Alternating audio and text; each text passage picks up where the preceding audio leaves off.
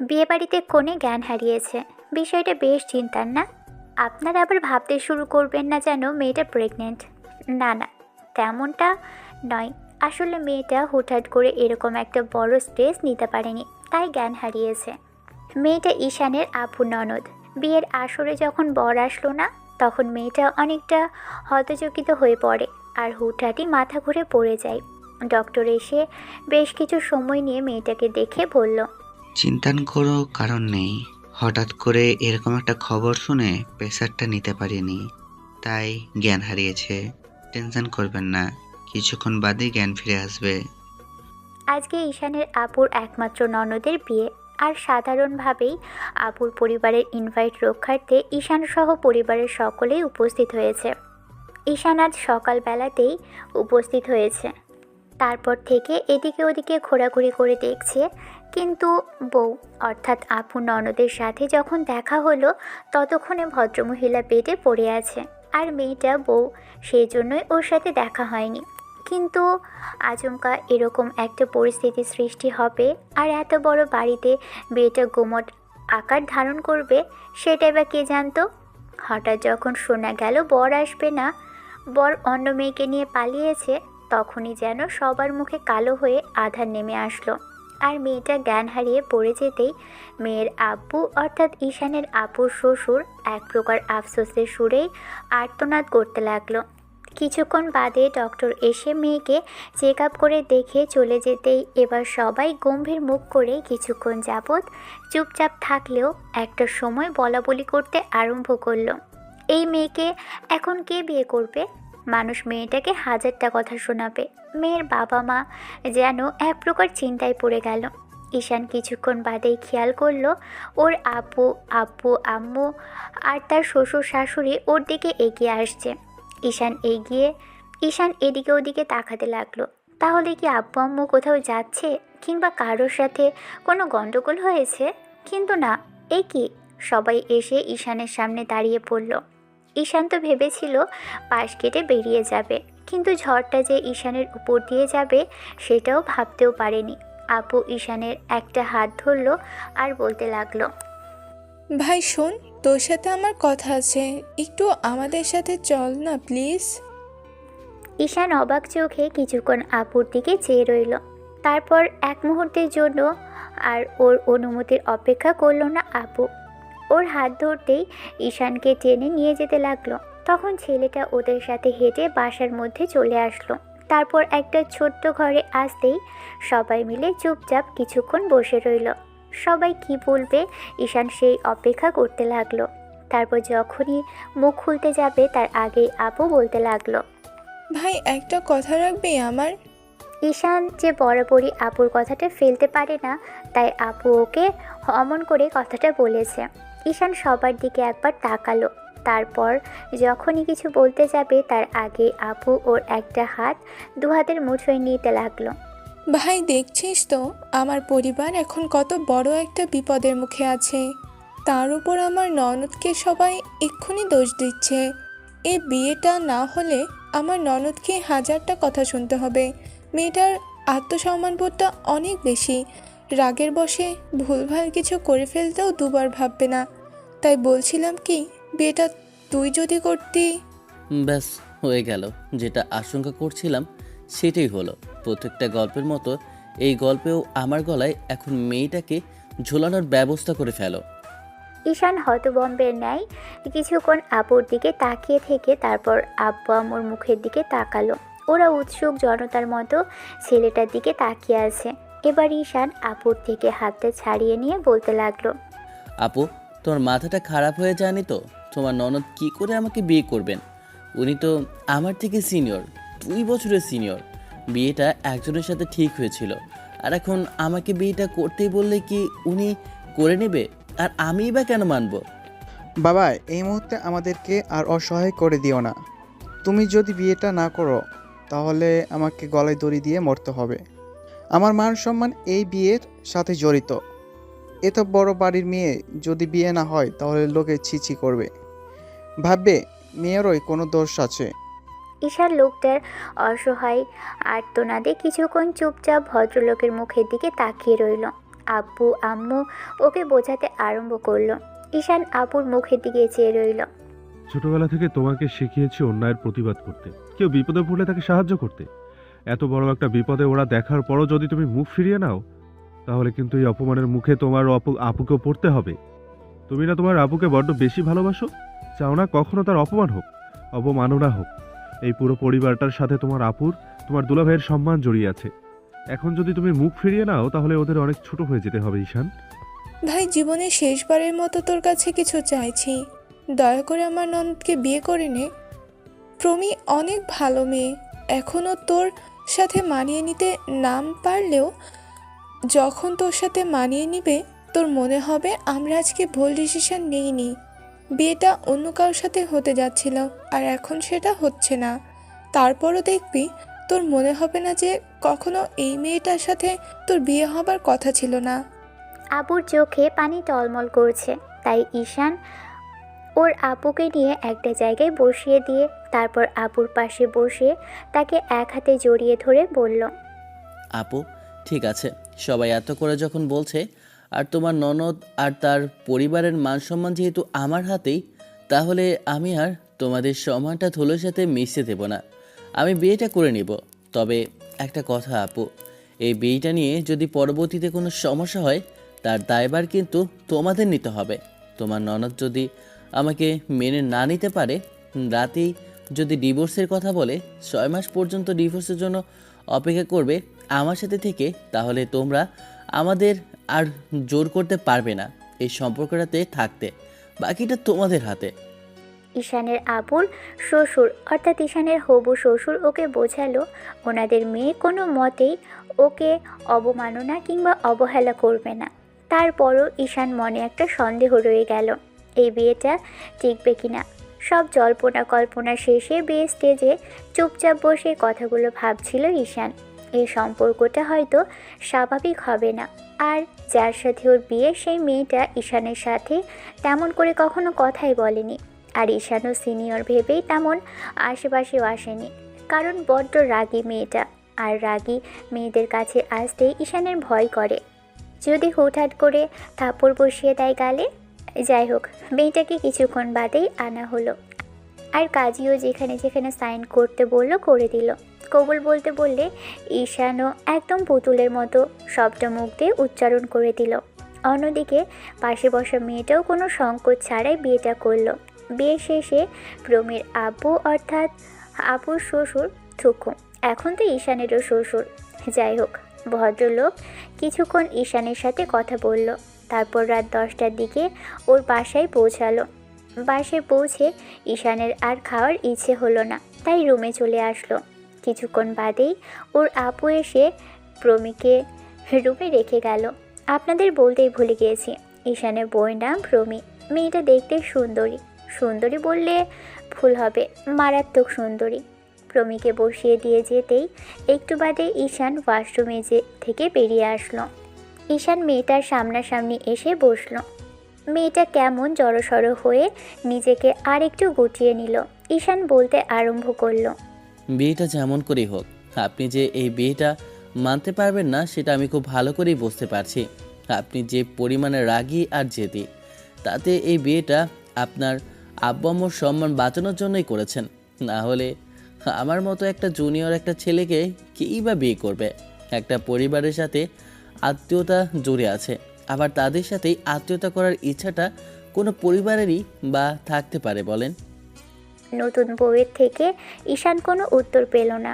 মেয়েটা ঠিক আগের মতোই চুপ করে রইল। প্রমি ঈশানের কথাতে হাত দুটো মুচড়ে যাচ্ছে।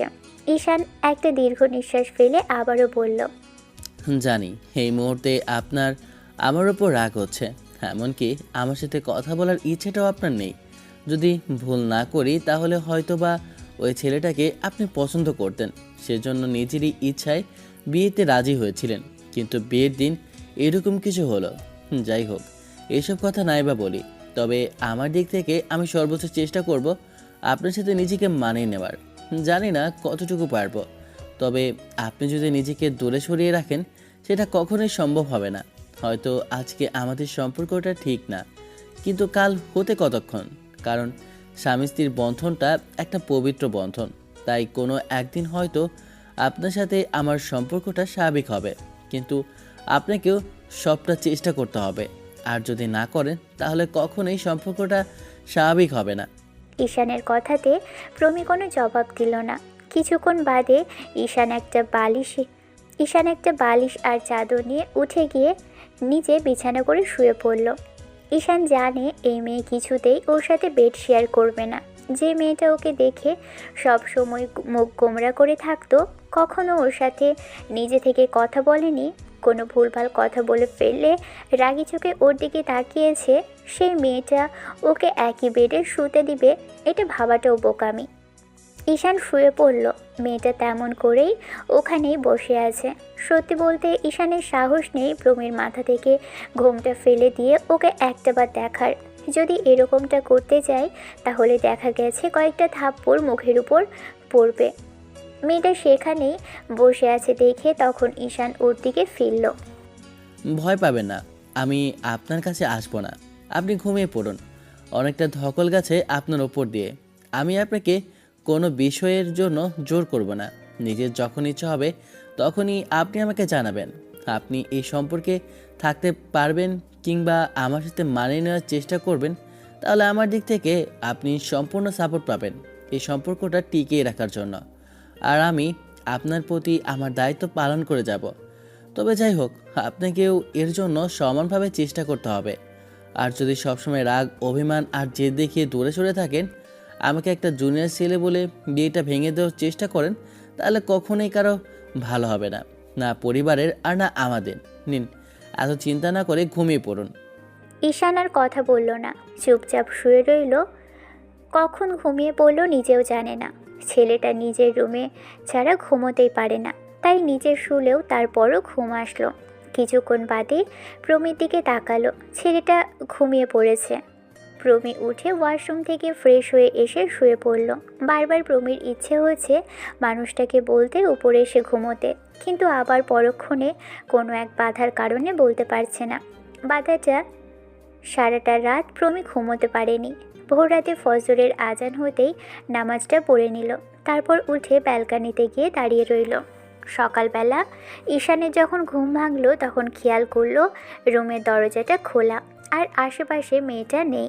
তাড়াহুড়ো করে উঠে বসলো, এদিকে ওদিকে ডাকাডাকি করতে লাগলো। তারপর মেয়েটার থেকে কোনো রেসপন্স না পেয়ে ওয়াশরুমে ঢুকে গেল। ফ্রেশ হয়ে নিচে আসতেই দেখে কিচেনে নতুন কাউকে দেখা যাচ্ছে। ঈশান এবার তাড়াহুড়ো করে গিয়ে কিচেনের সামনে দাঁড়াতেই খেয়াল করলো আম্মুর সাথে একটা মেয়ে দাঁড়িয়ে আছে। মেয়েটা বললে ভুল হবে, এ তো তারই বউ। কথা ভেবেই ঈশান একটা শুকনো ঢোক গিলল। এবার আম্মু খেয়াল করলো ঈশান পিছনে দাঁড়িয়ে আছে। ছেলেটা দাঁড়িয়ে থাকতে দেখে আম্মু বলতে লাগলো, এ কি আব্বু, তুমি কিচেনে যে? কোনো সমস্যা হয়েছে আব্বু? না, মানে আম্মু, আসলে বলছিলাম কি, উনি হুটহাট করে বাইরে চলে এসেছে, তাই ভাবলাম কোথায় আছে দেখি। ঈশানের এরকম শুকনো মুখ দেখে আম্মু একটু মুচকি হাসলো।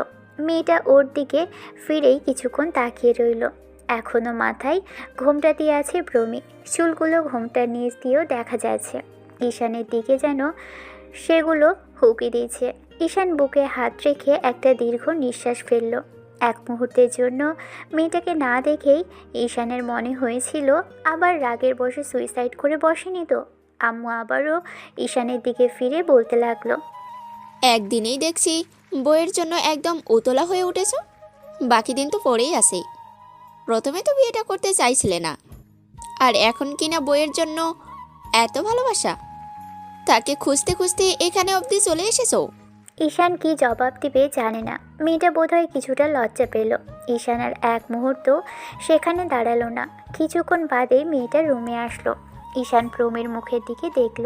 সম্পূর্ণ মানুষটাকে ভালোভাবে দেখেই বুঝতে পারল মেয়েটা অসম্ভব রকমের মায়াবী, আর আজকে বউ সাজে ওকে অসাধারণ লাগছে। এক কথায় একদম নতুন বউ। অন্য সবাইকে হয়তো এতটা সুন্দর লাগতো না যদি না ওর বউটা হতো।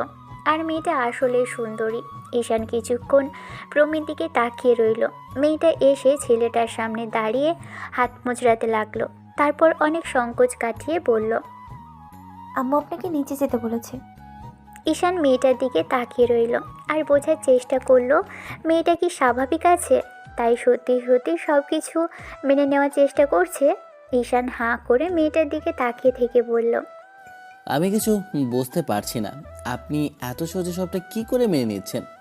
আপনার তো এই বিয়েটা মানার কথা না, তাহলে? অন্য সব গল্পের মতো ডায়লগ দেবেন না তো। মানবো না বা মানতে পারবো না এমন কিছুই না, আমার সময় লাগবে। কিন্তু ততদিন আমার কাছে আসার চেষ্টা করবেন না। আমার অনুমতি ছাড়া আমাকে টাচ করলে আমি ভুলে যাবো আপনি আমার হাজব্যান্ড। ঈশান ভাবলো এই তো মেয়েটা নিজের আসল রূপ দেখিয়েছে। ছেলেটা একটা দীর্ঘ নিঃশ্বাস ফেলে উঠে যেতে যেতে বলল, এগুলো কাপুরুষের কাজ। আমি কখনোই জোর করে আপনার কাছে আসার চেষ্টাই করব না, যতদিন আপনি নিজে থেকে না চাইবেন। মেয়েটা অবাক হলো কিনা কে জানে। ঈশান নিচে চলে আসলো। একটা চেয়ার টেনে বসতেই প্রমি এসে নিজে থেকে ওর পাশে বসলো। মেয়েটা বেশ আদব কায়দা জানে বলতে হয়। কোনো রকমে ব্রেকফাস্ট করে উপরে চলে আসলো ঈশান। আজকে আর কোথাও যাওয়ার ইচ্ছে হচ্ছে না, সেটা খুব ভালো করেই জানে। সারাটা দিন ঈশান রুমে শুয়ে বসে কাটালো। প্রমি ওর আশেপাশেই ঘুরঘুর করলো, কিন্তু কিছু বলতে চেয়েও বলতে পারছে না। ঈশান বেডে শুতেই মেয়েটা কেমন যেন দূরে সরে রইল। তখন ঈশান বেড থেকে উঠে ব্যালকানিতে গিয়ে দাঁড়িয়ে রইল আর ভাবতে শুরু করলো। কি মেয়ের বাবা, এত বড় একটা অসম্মানের মুখ থেকে ওকে বাঁচালাম, আর সে কিনা আমাকে এরকম করে কষ্ট রাখার ধান্দায় আছে। মানবতা বলতে তো কিছু একটা মানুষের মধ্যে কিছু থাকে, সেটা থেকেও তো আমাকে অন্তত একটাবার বলতে পারতো যে বেডে শুতে। বাসায় কোনো রিসেপশনের অনুষ্ঠান নেই, কারণ এই বিয়েটা তো আর ওদের বাসায় হবার কথা ছিল না। তারপরও প্রমীর আব্বু আম্মু আর কিছু আত্মীয় ওদের বাসায় আসলো, আর ছোটোখাটো একটা আয়োজন করে ওদেরকে প্রমীদের বাসায় পাঠানো হলো। ঈশান কোনো কথা বলল না, যেহেতু বিয়েটা করেছে আর আব্বুর সম্মান সম্মান এর সাথে জড়িত, আর বারণ করলো না। প্রমীদের বাসায় চলে আসলো। এসে সবার সাথে কথা বলে রুমে আসতেই দেখে প্রমি ততক্ষণে ফ্রেশ হয়ে নিয়েছে, আর ঈশান ফ্রেশ হয়ে এসে খেয়াল করলো আশেপাশে সোফাও নেই। ঈশান এবার প্রমিকে উদ্দেশ্য করে বলতে লাগলো, আপনার রুমে দেখি সোফা নেই, ভেবেছিলাম শুধু আমার রুমেই সোফা নেই। এখন দেখি আপনার বেডরুমে সোফা নেই। যদি সোফাটা থাকতো অন্তত আমাকে আর কষ্ট করে নিচে শুয়ে পিঠটা ব্যথা করতে হতো না। ঈশানের কথাতে প্রমি ফ্যাল করে ছেলেটার দিকে তাকিয়ে রইল। ঈশান গিয়ে বেডের এক সাইডে বসে পড়ল। মেয়েটা কেমন করে তাকালো, তখন ঈশান বলল, টাচ করতে পারবো না, কাছে আসতে পারবো না, সেটা ঠিক আছে, তাই বলে কি বেডেও বসতেও পারবো না? ঈশান উঠে যেতে নিলেও প্রমি কিছু বলতে গিয়েও বলতে পারল না। ছেলেটা ব্যালকানিতে গিয়ে দাঁড়িয়ে রইল। একটু বাদেই সবাই একসাথে ডিনার করে নিল। ঈশানের খুব লজ্জা লাগছিল। একে তো বোনের শ্বশুর বাড়ি, এখন আবার ওর শ্বশুর বাড়ি, কিন্তু বিয়েটা হুটহাট করেই হলো। আর প্রমি কখনো ওর সাথে মানিয়ে নিতে পারবে কি না ঈশান জানে না। খাওয়া দাওয়া করে ঈশান রুমে আসলো।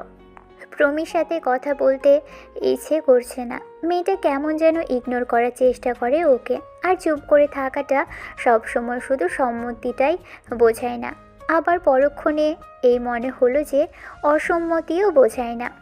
ঈশান নিজে থেকে উঠে এবার আলমারির দিকে গেল। নিশ্চয় কোনো চাদর কিংবা বালিশ হবে।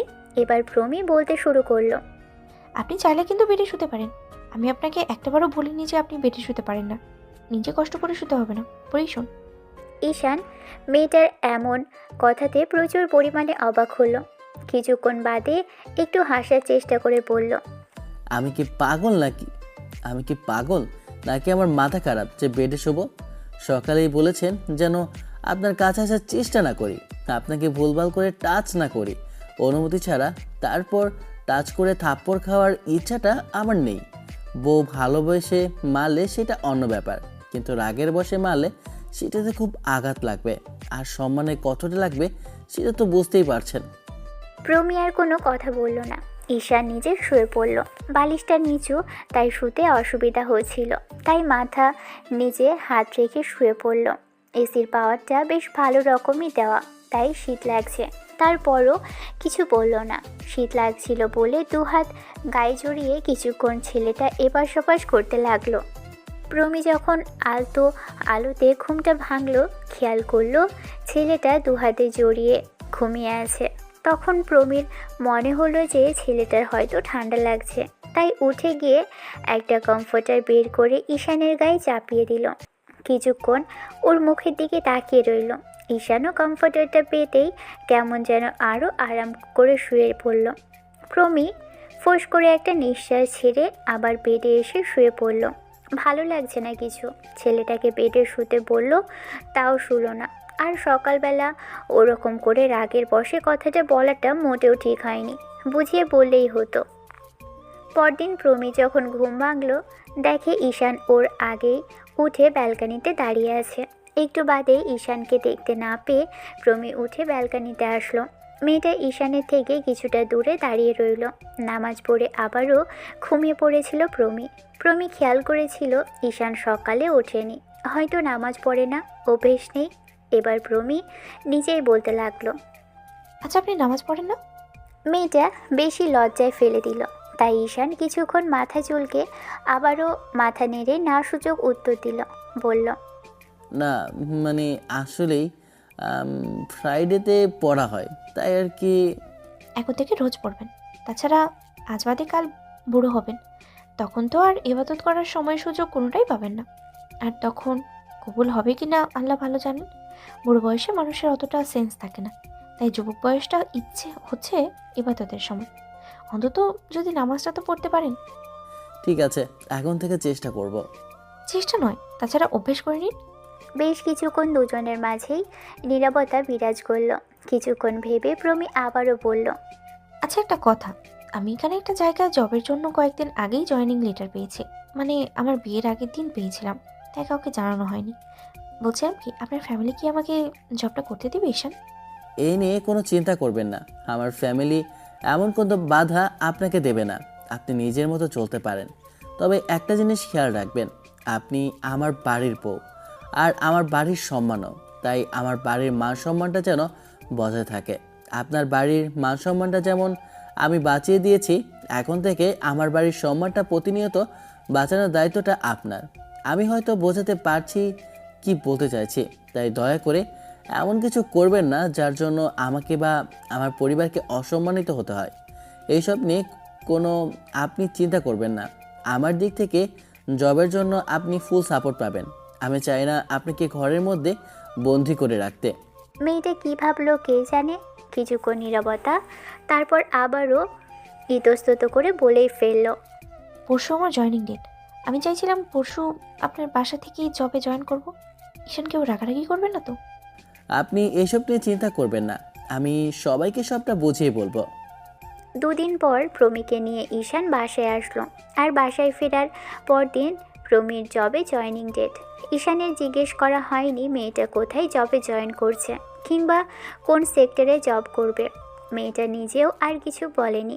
পরদিন সকালবেলা ব্রেকফাস্ট করে মেয়েটা ঈশানকে বলে বেরিয়ে গেল। ঈশানের বেশ ভালোই লাগলো, মনে হলো আর যাই হোক, ওর বউটা বেয়াদব নয়, জামাইকে বলেই বেরিয়েছে। কথাগুলো ভাবছিল, এর মাঝেই ঈশানের বন্ধুর নাম্বার থেকে কল আসলো। ফোনটা রিসিভ করে বলল কলেজে আসতে, আর বেরিয়েও পড়ল। বউ বাসাতে নেই, আর এখন আব্বু আম্মু তার বাধা দিবে না, তাই আব্বু আম্মুকে বলে ঈশান কলেজের উদ্দেশ্যে বেরিয়ে পড়ল। 15 মিনিটের মাথায় কলেজে চলে আসলো ঈশান। শহরের কাছাকাছি বাড়ি, আর তার থেকে কিছুটা দূরেই কলেজ, তাই আসা যাওয়া করতে তেমন কোনো সময় লাগে না। ঈশান ক্যাম্পাসে এসে বন্ধুদের সাথে আড্ডা দিল। ঘণ্টাখানেক পর ক্লাস আরম্ভ হতেই ওরা গিয়ে ক্লাসে বসলো। প্রথম ক্লাসটা শেষ হতেই যখন দ্বিতীয় ক্লাসের জন্য কেউ একজন রুমে ঢুকলো, তখন ঈশান বেশ অবাক হয়ে গেল। কারণ কি সামনে কে দাঁড়িয়ে আছে? হুটহাট এমন বিয়ে করে মাথাটা খারাপ হয়ে যায়নি তো? ঈশান চোখ বড় বড় করে দেখছে। ওর সামনে একদম অসম্ভব রকমের সুন্দর দেখতে আর কিউটের ডিব্বা একটা মেয়ে দাঁড়িয়ে আছে। কালো শাড়ির সাথে হিজাব আর হালকা সাজে মেয়েটার সৌন্দর্যটা বেড়ে দ্বিগুণ হয়ে গেছে তার। মেয়েটাকে যে কেউ প্রথম দেখাতেই ভালোবেসে ফেলতে বাধ্য হবে। ঈশান ওর পা থেকে মাথা অবধি খুঁটিয়ে খুঁটিয়ে দেখল। আপনারা হয়তো ভাবছেন যে মেয়েটা ওর বউ কিনা। অবশ্য গল্পের নাম দেখে তো বোঝারই কথা কে হতে পারে। হ্যাঁ, ঈশানেরই বউ। প্রমি মেয়েটাই দাঁড়িয়ে আছে। তবে ঈশান জানতো না ওরই কলেজের ম্যাডাম হবে প্রমি। কথাটা ভেবেই ঈশানের হাওয়াটা ফুস করে বেরিয়ে গেল। ঈশানের বন্ধুরা দুজনের দিকে তাকিয়ে কিছু একটা বলাবলি করতে লাগলো। অন্যদিকে ঈশানকে এখানে এই অবস্থায় দেখে প্রমিরও বেশ খানিকটা অস্বস্তি ফিল হলো। মেয়েটা ভাবতেও পারেনি যে ঈশান অর্থাৎ ওর হাজবেন্ড এই কলেজেই পড়ে। প্রমি জানে ছেলেটাও জুনিয়র, কিন্তু এই কলেজের অনার্স চতুর্থ বর্ষের কোনো ডিপার্টমেন্টের ছাত্র সেটা ওর জানা ছিল না। দুজন দুজনের দিকে কিছুক্ষণ তাকিয়ে রইল। তারপর এটা ক্লাস মনে পড়লেই প্রমি ক্লাসে মনোযোগ দেওয়ার চেষ্টা করলো। ঈশান ভয় পাচ্ছে এটা ভেবেই যে মেয়েটা বাসায় গিয়ে ওকে কিছু বলেই না বসে, কিন্তু তেমন কিছুই হলো না। প্রমি ক্লাস করে বেরিয়ে গেল। ঈশান চুপচাপ থেকে তারপর একটা লম্বা নিঃশ্বাস নিয়ে বলল, ব্যাস, লেটা চুকে গেল। বন্ধুরা কিছুক্ষণ ওর দিকে তাকিয়ে রইল অবাক হয়ে। ওর মাঝে মেহেদি বলল, কিরে, তুই বলিসনি তো ভাবি আমাদের এই কলেজের ম্যাডাম? আর যেমন করে দুজন দুজনের দিকে তাকিয়েছিলি তাতে মনে হচ্ছিল তোদের শুভদৃষ্টি হচ্ছিল। বাসায় কি বউকে দেখিস না দোস্ত? আমি ভাবছি শেষে কিনা ওকে এই কলেজেরই ম্যাডাম হতে হলো। এখন তো উঠতে বসতে আমাকে কিস্তি দিবে, আর সুযোগ পেলেই তো আমাকে পড়ালেখা নিয়ে হাজারটা কথা শোনাবে। জানি না কি করে কি হলো, তবে আর কোথাও না গিয়ে ওর আমাদের কলেজে আসার ছিল। আচ্ছা, ম্যাডাম কি তোকে একবারও বলেনি যে উনি এই কলেজে জয়েন করেছে? কলেজের কথা বলেছে, কিন্তু আমাদের এই কলেজে জয়েন করবে তেমন কিছু বলেনি। আর চাকরির কথা শুনে আমি তেমন করে কিছু জিজ্ঞাসাও করিনি। ভেবেছি কোথাও একটা অফিসে কাজ হবে, কিন্তু শেষে আমার কলেজে যে আসবে আমি কি করে জানবো বল? কেন, জানলে কি করতি? জানলে আর কি করব? কলেজে আসতাম না, কিংবা ওনাকে চাকরিটা করতে বারণ করব সেটাও ভাবিস না। মেয়েটার সাথে যদি আর বিয়ে নাও হতো তারপরেও ও এই কলেজে জয়েন করতো। প্রমি জবটা ভালোবেসে করছে, আপু আমাকে সবটাই বলেছে, তাই আমি ওর স্বাধীনতাতে কোনো হস্তক্ষেপ করব না। কিন্তু এখন কি করবি? ম্যাডাম তোকে দেখলেই বিব্রত বোধ করবে। এমন একজনকে বিয়ে করেছিস, সে কিনা তোরই কলেজের ম্যাডাম। এটা তুই এত সহজে মানিয়ে নিবি কি করে? অস্বস্তি তো কিছুই হবেই, অস্বস্তি তো কিছুটা হবেই। তাই বলে যে কলেজে আসবো না কিংবা পমের সামনে আসা যাবে না এরকম কিছু না। সময় লাগবে, তারপর একটা সময় আস্তে আস্তে সব ঠিক হয়ে যাবে। দেখ, শেষে বন্ধু আমার ম্যাডাম বউ পাইছে। যাই হোক, দেখিস ভাবির কোনো বান্ধবী আছে কিনা, না হলে আমারও একটু লাইন লাগাতাম আর কি। আমার ঠিকঠাক কাছে আসতে দেয় না, আর আগেই দেখছি তোরা আমাকে না ডুবিয়ে ছাড়বি না। মানে আবার কি? ম্যাডাম বলে দিয়েছে ওনার আমাকে মানতে সময় লাগবে। যতদিন না উনি আমাকে মানতে পারবে ততদিন অবধি যেন আমি ওনার কাছে না যাই, আর ওনাকে যেন অনুমতি ছাড়া ছোঁয়ার চেষ্টাও না করি। আমি তো ভেবেছিলাম বাসর রাতে কয়েকটা থাপ্পড় অন্তত তুই খাবি, আর জুনিয়র বলে তোকে অবজ্ঞা করবে। যাই হোক, দিন শেষে যে এতটুকু বলেছে সেটাই অনেক। ভেবেছিলাম মেয়েটা অনেক রাগী আর জেদি, তার উপরে বিয়েটা ফুটহাট ভেঙে গেল। তো তোকে কখনো মেনে তো নিবেই না, উল্টো এই বিয়েটাও করতে চাইবে না। এরকম টাইপের গল্পে যা হয় আর কি। সেদিন বন্ধুদের সাথে আড্ডা দিয়ে ঈশান বিকেলের দিকে বাসায় ফিরতেই খেয়াল করলো প্রমি ডাইনিংয়ে বসে আম্মুর সাথে কথা বলছে। ঈশান রুমে আসতেই একটু বাদে প্রমি আসলো, তারপর ওর দিকে কেমন করে তাকিয়ে রইল। তখন ঈশান বলল, আপনি যে আমাদের কলেজে জয়েনিং করবেন আমাকে একটাবার বলেননি কেন? কেন, বললে কি হতো? যেতেন না ওখানে, নাকি লেখাপড়াটাই বাদ দিয়ে দিতেন? তেমনটা নয়, তবে আপনার আমাকে বলা উচিত ছিল। আপনি আমাকে জিজ্ঞেস করেননি, শুধু বলেছেন আমাকে কেন কিছু বাধা দেবেন না, মানে কোনো কিছু বাধা দেবেন না, তাই আর কি প্রয়োজন মনে করিনি। ঈশান একটু অপমানিত বোধ করলো। ওকে বলার নাকি প্রয়োজন মনে করেনি, ওরই বউ আবার বলছে ওকে বলার প্রয়োজন মনে করেনি। ঈশান প্রমির সামনে এক মুহূর্ত দাঁড়ালো না, ফ্রেশ হয়ে আসলো, নিচে এসে নাস্তা করলো। কিন্তু এ কি, নাস্তাটা আজকে অন্যরকম লাগছে। তার উপর মেয়েটা এনে দিল কেন? কথাগুলো ভেবেই ঈশান এবার জিজ্ঞেস করলো, ঘটনা কি বলেন তো? আজকে আপনি নাস্তা নিয়ে আসলেন, বিয়ের কয়েকদিন হয়নি, তার মাঝেই বাসায় এত কাজ কেন করতে হবে আপনাকে? আজকে নাস্তাটা আমি তৈরি করেছি, আর খেয়ে দেখুন কেমন হয়েছে। আমি আমি জানি পাস্তা আপনার খুব পছন্দের। কে বললো আপনাকে? আম্মু। ঈশান আবারও কিছুটা খেয়ে প্রশংসা করতেই মেয়েটা মুচকি হাসলো। ঈশান জানে না প্রমি কী করতে চাইছে আর ভবিষ্যতে কি করবে, তবে এটুকু বুঝতে পারছে এই মেয়েটার সাথে সংসার করতে ওকে অনেক কাঠখড় পোড়াতে হবে। আর যাই হোক, প্রমি ওকে মেনে নিবে না, সেটা না বললেও ওর সাথে সম্পর্কটা স্বাভাবিক হতে কতগুলো বছর লাগবে ঈশান জানে না। বিকেলের দিকে বাহিরে আসতে নিলে তখন প্রমি বলতে আরম্ভ করলো। 2 দিন আগে বলেছেন নামাজ পড়ার চেষ্টা করবেন। চেষ্টা তো দূরে থাক, নামাজের ধারের কাছেও দেখছি না। আচ্ছা যান, মাগরিবের নামাজটা পড়ে বাসায় আসবেন। ঈশান কখনো এত তাড়াতাড়ি বাসায় আসেনি, আর মেয়েটার জন্য নাকি ওকে বাসায় আসতে হবে। কথাগুলো ভেবেই বলতে লাগলো।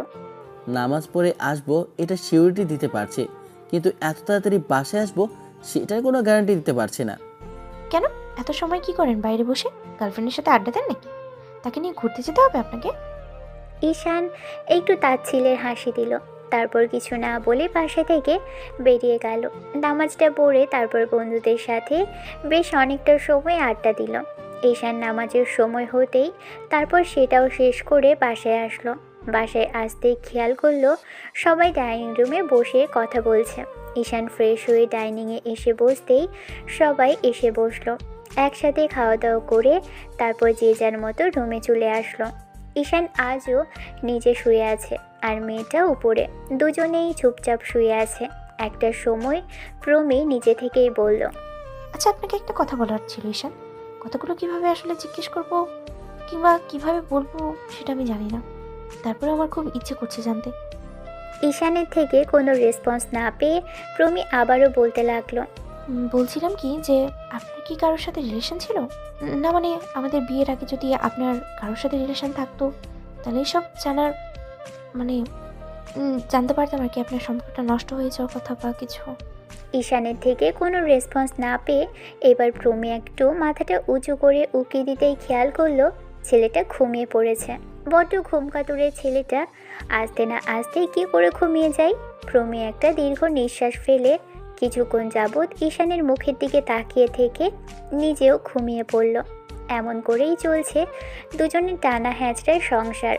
এরই মাঝে দুজনের কাছে আসা তো দূরে থাক, দিন দিন কেমন যেন দুজনের মাঝে দূরত্বটা বেড়েছে। তার উপরে যখন থেকে প্রমি কলেজে জয়েন করেছে তখন থেকে কলেজে যাওয়ার পর এমন একটা ভাব করে যেন ঈশানকে চিনেই না। আর ঈশানও চায় না ওর কাজের জায়গায় এসে ওকে স্বামী হিসেবে পরিচয় দিতে। এই ব্যাপারটা এতটা সহজ নয় কোনো ছাত্র ম্যাডামের স্বামী, তার উপর এসব সবাইকে জানানো এতটাও সহজ নয়। ঈশান ভাবে মেয়েটা যতদিনের ওর সাথে স্বাভাবিক হবে ততদিনে হয়তো ওর জানের কিছু বাকি থাকবে না। এখন ঈশান প্রমির ক্লাসটা প্রায় মিস দেয়, এই বিষয়টা প্রমি খেয়াল করেছে, তাই ইচ্ছে হলো ওকে এই বিষয়টা জিজ্ঞেস করতে। প্রমি বাসা থেকে বের হবে তখনই ঈশানের সামনে এসে দাঁড়ালো আর ঈশান বলল। কিছু বলবেন ম্যাডাম? ম্যাডাম কথাটা শুনে খুব বিরক্ত লাগলো প্রমির। মেয়েটা বিরক্তিতে চোখ মুখ কুঁচকে নিয়ে বলতে শুরু করলো। আমি কলেজে তোমার ম্যাডাম, কিন্তু বাসাতে নয়, তাই বলছি এখানে ম্যাডাম না বললেই ভালো হয় ঈশান। তাহলে কি বলে ডাকবো? এখনো পর্যন্ত কোনো কিছু বলার পারমিশনই পাইনি। সেদিন যেটা বলেছেন তার কিছুটাও আপনার মাঝে দেখতে পাচ্ছি না। এমন তেমন কিছু বললাম, আর তাতে যদি রাগ করেন তাই আর কি। একটা কথা জিজ্ঞেস করতে চাই, কয়েকদিন দেখছি আপনি আমার ক্লাস করছেন না, কেন বলুন তো? একটু আগে বললেন যে বাসাতে ম্যাডাম বলতে পারবো না, এবার ম্যাডামের মতো খোঁজ খবরই নিচ্ছেন। আপনার ক্লাস করতে ইচ্ছে করে না, বউ আমাকে ক্লাস করাবে সেটা ভাবলেই কেমন যেন লাগে, তাই আর কি। কেন, আমি কি ক্লাস করাতে পারি না, নাকি আমার লেকচার আপনার ভালো লাগে না? আমি যতক্ষণ আপনার সামনে থাকি ততক্ষণ যে আপনার অস্বস্তি ফিল করেন সেটা আমি খুব ভালো করেই বুঝতে পারি। তাই একজনের জন্য হাজার জনের সমস্যা হোক আমি সেটা চাই না, তাই ক্লাসগুলো মিস দেই। এই ছেলেটা প্রমির মনের কথা জানলো কি করে? প্রমির অনেক বেশি অস্বস্তি ফিল হয় তেমন কিছু না, তারপরও ঈশান যাই বলুক কথাটা একটু হলেও সত্যি। প্রমি চুপচাপ দাঁড়িয়ে থেকে একটা দীর্ঘ নিঃশ্বাস ফেলে বলল। ঈশান আপনি যেমনটা ভাবছেন তেমনটা নয়, তবে প্রথম প্রথম কিছুদিন এরকমটা হবে, তারপর দেখবেন আস্তে আস্তে সব ঠিক হয়ে যাবে। এসব যতদিনে ঠিক হবে ততদিনে না হয় আমি আপনার ক্লাসটা না করি। আগে আপনি স্বস্তির মধ্যে ফিরে আসেন, তারপর না হয় এসব নিয়ে কথা বলবো আর ভেবে দেখব। ঈশান বেরিয়ে আসলো আর প্রমি ওর পিছন পিছন আসলো। একসাথে দুজনে কখনোই কলেজে যায়নি। ঈশান বাইক নিয়ে কলেজে পৌঁছয় আর প্রমি রিক্সা করে কলেজে আসে। মেয়েটা কখনো নিজে থেকে বলে না ওর সাথে যেতে কিংবা ওর বাইকে আসবে। ঈশান এসব কথা ভেবেই হতাশ, চরম হতাশ। এর মাঝেই আব্বু কয়েকদিন বলেছে অফিসে যাওয়ার কথা। ঈশানও ভেবে নিয়েছে যেহেতু প্রমির ক্লাসটা করছে না, তাহলে অফিসে যাওয়াটাই বেটার। কথাগুলো ভেবেই ঈশান পরদিন আব্বুর সাথে কথা বলল। আর অফিসে যাওয়ার কথা বলতেই আব্বু বলতে লাগলো, পড়ালেখাটা যতদিন চালিয়ে যাচ্ছ ততদিনে সপ্তাহে 2-1 দিন করে সময় দিলেই হবে, ব্যবসাটা বুঝে যাবে। আর কলেজে থাকো, বৌমার দিকে খেয়াল রেখো। বৌমা। কথাটা শুনে প্রতি চোখ বড় বড় করে আব্বুর দিকে তাকিয়ে রইল। এই পিচ্চি ছেলেটা নাকি ওর বর। কথাগুলো ভেবেই কেমন যেন চুপচাপ রইল। রাতে দুজন শুয়ে আছে। ঈশান কোনো কথা বলছে না। ঈশান বিয়ের কয়েকদিন পর থেকেই কখনোই রুমে এসে প্রমির সাথে তেমন করে কথা বলে না। প্রমির এই বিষয়টা খারাপ লাগে। প্রায়ই ভাবে ছেলেটাকে বলবে যে বেডে থাকতে, কিন্তু বলতে পারে না। অন্যদিকে ঈশানের এখন অভ্যেস হয়ে গেছে নিজে থাকতে থাকতে। 1 মাসের বেশি সময় হয়ে গেছে ওদের বিয়ে হয়েছে, কিন্তু বিয়ের নামগন্ধটাও ওদের মাঝে নেই। কেমন যেন দূরত্ব বজায় রেখে চলে মেয়েটা। আর সব সময় মনে হয় এই সম্পর্কটা হয়তো কখনো ঠিক হবে না। তারপরও আশায় আছে যদি কখনো ঠিক হয়। যাই হোক, অন্য 8-10টা সম্পর্কের মতো মেয়েটা ওর কাছে ডিভোর্স তো চায়নি, কিন্তু ডিভোর্স না চাইলেও তো সম্পর্কটা ঠিক হচ্ছে না। কবে ঠিক হবে ওরা কেউই সেটাও জানে না। এই মেয়েটা কেন ওকে এরকম করে এড়িয়ে চলার চেষ্টা করে? জব করে বলে সময় নেই, তাই বলে যে একটু সময় নেই। তার উপরে মানিয়ে নেবার চেষ্টাও তো করে না প্রমি। সেটা ভাবলেই ঈশানের অস্বস্তি ফিল হয়। মাঝে মাঝে তো মেয়েটাকে বলতে ইচ্ছে করে ঈশানের, আপনি কি নিজে থেকে একটু সব কিছু মানিয়ে নেওয়ার চেষ্টা করতে পারেন না? ঈশান এই কথাটা কখনো বলতে পারেনি। এর মাঝে প্রমি একদিন কলেজের দিকে আসছিল। ঠিক তখনই কয়েকটা বখাটে ছেলে ওর রিক্সাটাকে ঘেরাও করে ধরে। তখনই প্রমি ওদের রাগী কণ্ঠে বলে, কি ব্যাপার? কি সমস্যা আপনাদের? কয়েকদিন যাবত দেখছি আমাকে ফলো করছেন, আজকে আবার রিক্সাটা দাঁড় করিয়েছেন কেন? এখান থেকে চলে যান, কোনো ঝামেলা করতে চাইছি না আপনাদের সাথে, আমাকে যেতে দিন। মামুনি, কয়েকদিন যাবৎ দেখছি তুমি কলেজে যাতায়াত করো, তোমাকে আমাদের ভালো লেগেছে, তাই ভাবছিলাম তোমার সাথে একটু সাক্ষাৎ করি, মাঝে মধ্যে একটু প্রেম ভালোবাসা করতাম আর কি। ছেলেটার এরকম কথাতে প্রমি দমে না গিয়েও উল্টো রিক্সা থেকে নেমে আসলো। একটা ছেলে ওর দিকে কিছুটা এগিয়ে আসতেই প্রমি বলতে আরম্ভ করলো, ফাজলামি করে জায়গা পান না, তাই না? এসব না করে নিজের কাজে মনোযোগ দিন। নিজের কাজেই তো মনোযোগ দিচ্ছে। তোমাকে ভালো লেগেছে মাইডি, আমাকে বিয়ে করবে, অনেক সুখে থাকবে। কথাটা বলেই ছেলেটা খিলখিল করে হাসতে লাগলো। কথাটা প্রমির মোটেও পছন্দ হলো না, তাই কষিয়ে সামনে থাকা ছেলেটাকে একটা থাপ্পড় বসালো আর বলতে আরম্ভ করলো, আর একবার যদি আমার আশেপাশেও দেখি না, তাহলে তোর খবর আছে, খবর করে একদম ছেড়ে দেবো। আর শোন, মেয়ে বলে ভাবিস না অতটা দুর্বল। এরপর যদি ভুলেও এই কলেজের আশেপাশে দেখি না, তাহলে আমি পুলিশে কমপ্লেন করতে বাধ্য হব। তোরা এত সাহস কি করে হলো আমার গায়ে হাত তোলার? তুই জানিস আমি কে? তুই অনেক বড় অন্যায় করে ফেলেছিস, এই অন্যায়ের ফল তোকে কিন্তু ভোগ করতেই হবে। তুই যে বাবার ছেলেই হোস না কেন, অন্যায় করেছিস তাই তোর গায়ে হাত তুলেছি। মেয়েদের সাথে কিভাবে কথা বলতে হয় জানিস না, তাই শেখার জন্য শাসন করে নিলাম, বুঝেছিস? শোন, কাল থেকে ক্লাস 1-এ ভর্তি হয়ে যাস। আজকে থেকে পড়ালেখাটা শুরু কর। দেখবি বইয়ে সুন্দর করে লেখা আছে বড়দের সম্মান করতে হয়, আর শিক্ষকদেরও সম্মান করতে হয়। এর জন্য তোকে পস্তাতে হবে, অনেক বেশি পস্তাতে হবে। এবার প্রমি রেগে একটু চিৎকার করেই বলল, তোরা যা পারিস করে নিস, কিন্তু আমার আশেপাশেও যদি দ্বিতীয়বার দেখি না, তাহলে তোদের কি হাল করব আমি সেটা নিজেও জানি না। প্রমি এরকম চিৎকার করে কথাটা বলতেই আশেপাশের লোকজন জড়ো হয়ে গেল। ব্যাপারটা সুবিধার নয় দেখে ছেলেগুলো সেখান থেকে কেটে পড়ল। প্রমি এক প্রকার রাগ নিয়েই কলেজে আসলো। তারপর ক্লাস করানোর জন্য যখনই ঈশানদের ক্লাসে আসলো, তখন ঈশানকে না দেখে আজকে বড্ড মেজাজ খারাপ হলো। এমনিতেই মেজাজটা চটে আছে, তার উপর আবার ঈশানকে ক্লাসে না পেয়ে ওর বন্ধুদের উদ্দেশ্যে বলতে লাগলো। ঈশানকে তোমরা ক্লাসে আনতে পারো না? তোমাদের বন্ধু কোথায়? এক্ষুনি ওকে জোর করে ক্লাসে নিয়ে আসো। আর যদি আমার ক্লাসটা নাই করবে তাহলে কলেজ থেকে যেন বেরিয়ে যায়। এমনিতেই রেগেছিল, তার উপর আবার ঈশানকে না দেখে মেজাজটাই পুরোই খারাপ হলো। প্রমি ভাবছে আজকে ছেলেটার সাথে থাকলে হয়তো এরকম কিছু হতো না। কথাগুলো যখন থেকে ভাবছে তখনই মনে হচ্ছে ছেলেটা কখনো নিজে থেকে বলবে না ওর সাথে আসার জন্য। ম্যাডামের কথাতে মেহেদি, শুভ আর ওদের বাকি বন্ধুগুলো মাথা নিচু করে দাঁড়িয়ে রইল। তখন প্রমি আবারও রেগে বলল, হয় তোমাদের ওই বাদর বন্ধুটাকে ক্লাসে আনবে, নাহলে তোমরাও আর ক্লাসে আসবে না। এক্ষুনি বেরো ক্লাস থেকে। ওরাও বেশ অবাক হলো ম্যাডামের এরকম বিহেভিয়ারের জন্য, কারণ আসার পর থেকেই ম্যাডামকে দেখেনি এতটা রেগে থাকতে। প্রমির এরকম কথাতে ঈশানের বন্ধুরা তাড়াহুড়ো করে বেরিয়ে গেল। তারপর ক্যান্টিনে গিয়ে ঈশানকে পেয়ে জোর করে সেখান থেকে ক্লাসে নিয়ে আসলো। তারপর দরজার সামনে দাঁড়িয়ে শুভ বলল, ম্যাডাম, আমরা ঈশানকে নিয়ে আসতে। ম্যাডাম সবাইকে ভিতরে আসতে বললেই যে যার জায়গায় বসলো। তারপর ঈশান যখনই যেতে নিবে তখনই প্রমি বলতে লাগলো, আপনি কোথায় ছিলেন এতক্ষণ? মেয়েটার এমন ধারা কথাতেই ঈশান চুপচাপ রইল। ঈশান সেখানেই দাঁড়িয়ে আছে। এবার প্রমির দিকে ফিরতেই বলল, আমি আপনাকে কিছু জিজ্ঞেস করছি। ম্যাডাম কোনো প্রশ্ন করলে জবাব দিতে হয়, সেটা কি জানা নেই আপনার? সবার সামনে দাঁড় করিয়ে রেখেছে, আবার এত রুডলি কথা বলছে। তার উপর যদি বেশি কথা বলতে যাই দেখা গেল সিন ক্রিয়েট করে বসবে। তাই ঈশান আমতা আমতা করে বলল, না মানে আসলে ম্যাডাম ক্যান্টিনে ছিলাম। এখন কি ক্যান্টিনে থাকার সময়? কলেজ থেকে কি কর্তৃপক্ষ আপনাকে বলে দিয়েছে এই ক্লাসের সময়টা কি আপনাকে ক্যান্টিনে বসে থাকতে হবে, নাকি দারোয়ানের চাকরি পেয়েছেন ওখানে? মেয়েটা যে প্রচণ্ড পরিমাণে রেগে আছে সেটা ঈশানের বন্ধুদের থেকে শুনেছিল, কিন্তু এত রেগে আছে সেটা জানলে কখনোই ক্লাসে আসতো না।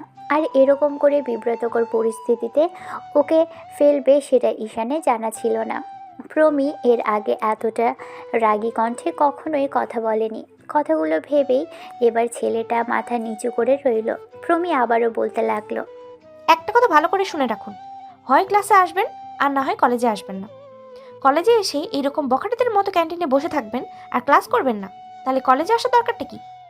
আপনাদের মতো দুই একটা ছাত্র না থাকলে কলেজে খুব বেশি ক্ষতি হবে না। ঈশান কোনো কথা বলতে পারল না। কথা বললেই মেয়েটা সিন ক্রিয়েট করবে, তাই চুপচাপ থাকাটাই স্বাস্থ্যের জন্য উপকারী। প্রমি একটু বাদেই ক্লাস নিতে আরম্ভ করলে ঈশান গিয়ে একটা জায়গায় বসে পড়ল। আজকে কোনো কথা বলার মতো সাহস হলো না। মেয়েটা এত পরিমাণে রেগে আছে কেন? ঈশান ক্লাসটা করেই কলেজ থেকে বেরিয়ে গেল। শেষে কিনা বউ আজকে ক্লাসে সবার সামনে ঝেড়েছে। কথাগুলো ভাবতেই মাথাটা গরম হয়ে আসছে। কিসের বউ? আর বউ বলে কি মাথা কিনে নিয়েছে নাকি? ঈশান সব সময় নিজের ইচ্ছে মতো চলে আর চলবে। কথাগুলো একটা লেকের পাড়ে বসে ভাবছিল ঈশান। ওদের সম্পর্কটা কিছুতেই স্বাভাবিক হচ্ছে না। মেয়েটার কাছেও আসতে পারছে না, তার উপর মেয়েটা ওর কাছে যাওয়ার সেই সুযোগটাও দিচ্ছে না। আরও উল্টো আজকে এতগুলো কথা শোনালো। কী দরকার ছিল এগুলো করার? বাসায় এসে বললেও এতটা খারাপ লাগতো না। কলেজে সবার সামনে এরকম করে কি অপমান করা খুব বেশি দরকার ছিল? ঈশান বাসায় চলে আসলো। এসে দেখলো প্রমি আজকে ফেরেনি। একজনের রাগ যে আরেকজনের উপর দিয়ে প্রমি দেখালো সেটার কিছু ঈশান জানতো না। বিকেলের দিকে প্রমি বাসায় আসলো। মেয়েটার শরীরটা খারাপ লাগছে, তাই কোনো রকমে ফ্রেশ হয়ে রুমে গিয়ে শুয়ে পড়ল। আসার পর থেকেই ঈশান ওর সাথে একটা কথাও বলল না। রাতে খাওয়া দাওয়া করে যখন ঈশান নিচে শুতে যাবে তখনই প্রমি বলতে লাগলো, সবসময় এত নাটক করতে হবে কেন? আপনি বেরিয়ে শুতে পারেন। ব্যাস, এবার ঈশানের মেজাজটাও প্রচুর পরিমাণে খারাপ হয়ে গেল। আগে তো সকালে এত কড়া কড়া কথা শুনিয়েছে, তার উপর এখন আবার রাগ দেখানোর চেষ্টা করছে। ও নাটক করছে। কথাগুলো কানে আসতেই ঈশান বলতে লাগলো, সকাল থেকে এত মেজাজ দেখাচ্ছেন কেন? আপনার কি অধিকার আছে আমার উপর কথা বলার? বিয়েটা জাস্ট একটা অ্যাক্সিডেন্ট, আর আপনিও সেটা অ্যাক্সিডেন্ট হিসাবেই নিয়েছেন। একটা কথা কান খুলে শুনে রাখুন, আমি আমার নিজের মতো করে চলবো। আপনার কোনো কথা আমার শোনার দরকার নেই। কিছু হলে সেটা নিয়ে আপনি আমাকে এক্সপ্লেন করবেন না, উল্টো এরকম করে রাগ দেখাচ্ছেন। কি অধিকার আছে আপনার রাগ দেখানোর? ভালোবেসে কখনো কথা বলেছেন আমার সাথে? আরও দূরত্ব বজায় রেখে চলার চেষ্টা করেন। আমি কি নিজে থেকে চেষ্টা করিনি সম্পর্কটা স্বাভাবিক করার? আপনি কি চেষ্টা করেছেন কখনো? হ্যাঁ, ঈশান এক নাগাড়ে কথাগুলো বলে থামলো। এটা সত্যি যে প্রমি কখনোই ওকে সুযোগ দেয়নি সম্পর্কটা ঠিক করে নেওয়ার জন্য। আর কাছে আসা তো দূরে থাক, চেষ্টাও করেনি। সব সময় কি ছেলেদেরই সব কাজ করতে হবে? মেয়েদের কি কোনো দায়িত্বই নেই নাকি? ভেবেই ঈশান কথাটা বলল। এবার ঈশানের থেকে এমন কথা শুনে প্রমি ঠান্ডা গলায় বলতে লাগলো। আমি সরি ঈশান, আসলে আপনার সাথে এরকম করে কথা বলা আমার মোটেও ঠিক হয়নি। কেন বলবেন না? অবশ্যই বলবেন, কিন্তু কলেজের সবার সামনে বলার কি খুব দরকার ছিল? ওখানে আপনি আমার ম্যাডাম, তাই সবার সামনে এরকম করে না বললেও পারতেন। আর এখন এসে বলছেন আমি নাটক করছি? কে বলেছিল যেন কখনো টাচ না করি, আপনার কাছে যেন না আসি? এটা আমি বলেছিলাম? না, আমি বলেছিলাম। তাহলে এখন কেন বেডে যেতে বলছেন? কখনো ভালোবেসে বলেছো তুমি বেডে শো না কেন? মেয়েটা মাথা নিচু করে রইল। ঈশান আর কিছু বলল না। বিছানায় বালিশ আর চাদরটা উঠিয়ে রেখে তারপর প্রমির অন্য পাশে এসে শুয়ে পড়ল। ঈশান দুজনের মাঝখানে কোলবালিশ দিয়ে রেখেছে। ছেলেটা কিছুক্ষণ ওর দিকে চেয়ে থেকে উল্টো দিকে ঘুরতে নিলেই তখন প্রমি বলতে লাগলো। ঈশান, আজকে কতগুলো ছেলে আমাকে কলেজে যাওয়ার সময় ডিস্টার্ব করেছিল। আমার খুব খারাপ লেগেছিল। ভেবেছিলাম যদি ওরা আজকে আমার সাথে কিছু করে বসে, তাই রাগ হয়েছিল। খুব করে মনে হয়েছিল আপনি কেন আমার সাথে যাননি। একটা দিন আমার সাথে যাওয়ার কথা বললেও না। আপনি তো একটু চেষ্টা করতে পারতেন আমার সাথে থাকার, সেটাও করেন না। আব্বু বলেছিল আপনি আমার খেয়াল রাখবেন, কিন্তু খেয়াল তো রাখা দূরে থাক, সবসময় আপনি একা একাই যেখানে সেখানে চলে যান। একটাবার আমাকে বলেও দেখেন না। অন্তত বাইরে যাওয়ার সময় আমাকে ভয়ে বেড়ানোর দরকার নেই, কিন্তু কলেজে তো আমাকে সাথে নিয়ে যেতে পারেন। কেউ ওর বউকে ডিস্টার্ব করেছে। কথাটা শোনার সাথে সাথেই ঈশান উঠে বসলো। মেয়েটার দিকে রাগী চোখে তাকিয়ে বলতে লাগলো। এই কথাগুলো আমাকে এখন বলা হচ্ছে? তাহলে আরও 1 মাস পরেই বলতেন, না হলে নিজেই সবটা সলভ করে নিতেন। একটা বার তখন আমাকে কল করতে পারেননি।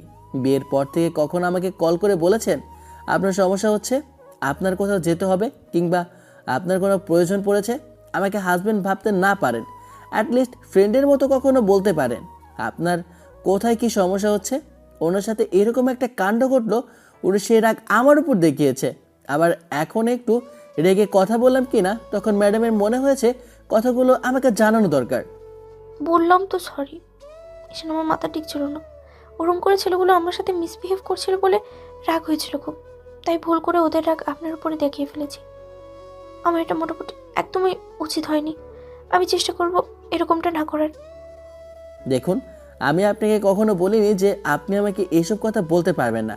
আমাদের স্বামী স্ত্রীর সম্পর্কটা সুন্দর না হতে পারে, তারপরেও আপনার অধিকার আছে স্ত্রী হিসেবে আমাকে এগুলো বলার। একটু আগেই তো বললেন যে আমারও কোনো অধিকার নেই আপনাকে সব বলার, তাহলে এখন আবার? তাহলে কি বলবে? শুরুতেই আপনি করে বলে সম্পর্কের মাঝে দূরত্বটাকে আরো বাড়িয়ে দিয়েছেন। তাহলে কি বলার আছে আপনাকে? আপনি এতটা বাচ্চা নন যে আপনাকে সব কিছু বুঝিয়ে দিতে হবে। বললাম তো সরি, এরকম রাগ দেখাচ্ছ কেন তারপরেও? আচ্ছা ঠিক আছে, এখন থেকে তুমি করেই বলবো। চেষ্টা করব। এখন বলেন, ছেলেগুলোকে চেনেন কিনা? তুমিও আমাকে তুমি করে বলবো।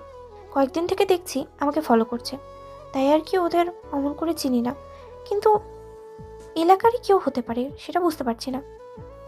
ভয় পেয়েছিলেন খুব? কিছুটা তো পেয়েছিলামই। কলেজে এসেও আমার সাথে দেখা করতে পারতেন।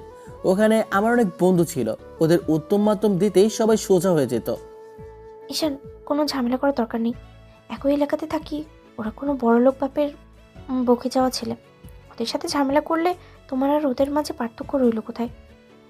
আমার বাড়ির সম্মানকে কেউ অসম্মান করবে, আমি তাদের ছেড়ে দিব? এমনটা নয়, এসব আর কখনো বলবেন না। ঈশান, কোনো ঝামেলা করার দরকার নেই। আমার এগুলো পছন্দ না। পারলে কালকে থেকে আমাকে একটু কলেজে ড্রপ করে দিও। যেতে পারবেন আমার সাথে? কোনো সংকোচ কাজ করবে না? নিজেই লজ্জা শেষ হয়ে যাবেন না তো? এবার মেয়েটা চুপ করে রইল। ঈশান আবারও শুয়ে পড়ল। প্রমিও শুয়ে পড়েছে। একটা সময় ঘুমিয়ে পড়ল দুজনেই। ঈশানের সকালে ঘুম ভাঙলো, খেয়াল করলো দুজনেই দুজনের সাথে একদম লেপ্টে আছে। ঈশানের বেশ অস্বস্তি ফিল হলেও পরক্ষণে যখন ও নড়াচড়াতে মেয়েটার মুখে কিছু একটা বিরক্তির ছাপ ফুটে ওঠে, তখন ওকে আরও শক্ত করে জড়িয়ে ধরল। তখন ঈশানের কেন জানি ইচ্ছে করছিল প্রমিকে বুকের সাথে জড়িয়ে নিতে, কিন্তু মেয়েটা যদি ঘুম ভাঙতেই উঠে দেখে ঈশান এরকম কিছু করেছে তাহলে হয়তো আর রক্ষে থাকবে না। একটু বাদেই যখন প্রমির ঘুম ভাঙলো তখন চোখ খুলে দেখলো ও ঈশানের বুকে শুয়ে আছে। এমন কিছু দেখে তাড়াহুড়ো করে নিজেকে ঈশানের থেকে ছাড়িয়ে নিতে লাগলো। প্রমি দেখলো ঈশান চেয়ে আছে, তাই বলতে লাগলো, আমাদের মাঝখান থেকে বালিশ কে সরিয়েছে? নিশ্চয়ই তুমি সরিয়েছো, তাই না? যেতে পারবেন আমার সাথে? কোনো সংকোচ কাজ করবে না তো আবার? নিজেই লজ্জা শেষ হয়ে যাবেন না তো আবার? রাতে নিজেই কাছে এসে এখন আবার বলা হচ্ছে কোলবালিশ আমি সরিয়েছি। দেখুন ম্যাডাম, আমাদের মাঝে কিছুই হয়নি, আপনি নিজেই আমাকে জড়িয়ে ধরেছিলেন। তুমি কতটা ভালো ছিলে আমার সেটা জানা আছে, দয়া করে আর নাটক করো না। তাহলে বেডে আসতে বলেছিল কে শুনি? আর যদি ভুলেও আপনাকে জড়িয়ে ধরেছি তাহলে বলবো বেশ করেছি, আমার বউকে আমি জড়িয়ে ধরেছি, তাতে আপনার কি? ঈশান কথাটা একটু জোর গলাতেই বলল, আমার বউ। কথাটা কর্ণপাত হতেই প্রমি মাথা নিচু করে রইল। ঈশান উঠে ওয়াশরুমে চলে গেল। প্রমি আজকে অনেক বেশি ঘুমিয়ে ফেলেছে। ঈশানের বুকে ঘুমিয়ে যে এত বেলা হয়ে যাবে বুঝতে পারেনি। ফজরের নামাজটাও কাজা হয়ে গেল। মেয়েটাও উঠে ফ্রেশ হয়ে আসলো। কিছুক্ষণ বাদে দুজনেই ব্রেকফাস্ট করে তারপর কলেজের উদ্দেশ্যে বেরিয়ে পড়ল। যাবার সময় প্রমি নিচে এসে দাঁড়িয়ে রইল আগে থেকেই। একটু পর ঈশান গাড়ির চাবিটা ঘোরাতে ঘোরাতে নিচে আসলো। প্রমিকে দাঁড়িয়ে থাকতে দেখে ঈশান ওর সামনে এসে বলল, যদি সমস্যা হয় বোরকা পরে যেতে পারেন, কলেজে গিয়ে না হয় বোরকাটা খুলে ফেলবেন। বোরখা পরার অভ্যেস নেই, হিজাব করেছি, তাতে কি হবে না? হবে, কিন্তু বোরকা পরলে ওই ছেলেগুলো আপনাকে আর চিনতে পারতো না। তার উপর আপনি সবাইকে আপনার মুখটা দেখান, ওটাতে সবাই আপনার দিকে ফ্যাল করে তাকিয়ে থাকে। একজন লেকচারার হয়ে আমি বোরখা দিয়ে নিজেকে তো আবৃত করে রাখতে পারি না। আমি আপনাকে সবসময় বোরকা পরে থাকতে বলিনি, আপনি একটু বেশি বোঝেন। ম্যাডাম হলেও সবসময় এত বেশি বুঝতে হয় না। তুমি কিন্তু এবার আমাকে জ্ঞান দিচ্ছ। বাইকটা স্টার্ট করো, তোমাকে এত জ্ঞান দিতে হবে বলিনি আমি। এই মেয়েকে কিছু বলাও যাবে না। ঈশান বাইকে উঠে বসতেই মেয়েটাও উঠল। তারপর এক হাতে পিছন থেকে ঈশানের কোমর জড়িয়ে ধরল। ঈশান জানে না এই মেয়েটা কি চাইছে।